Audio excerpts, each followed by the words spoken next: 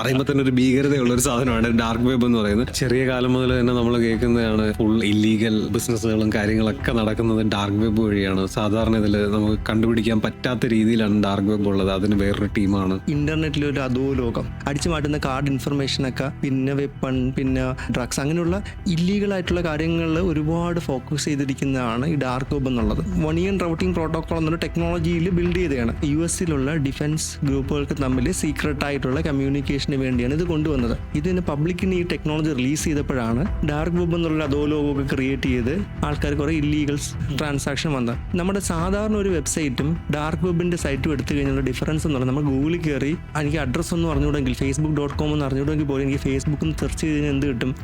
facebook.com എന്ന് കിട്ടും. പക്ഷെ ഇതിന് ആ കറക്റ്റ് അഡ്രസ്സ് കൊടുക്കണം. ഈ ഓണിയൻ ബ്രൗസർ എന്ന് പറയുന്ന സംഭവം അങ്ങനെയുണ്ടോ? Tor, the onion router. Tor എന്നുള്ള ബ്രൗസറാണ് കോമൺലി ആൾക്കാർ യൂസ് ചെയ്യുന്നത്. ഒണിയൻ റൗട്ടിംഗ് പ്രോട്ടോകോൾ വഴി ഹോസ്റ്റ് ചെയ്തിരിക്കുന്ന ഒരു സൈറ്റ്, അതിനാണ് ഡാർക്ക് വെബ് എന്ന് പറയുന്നത്.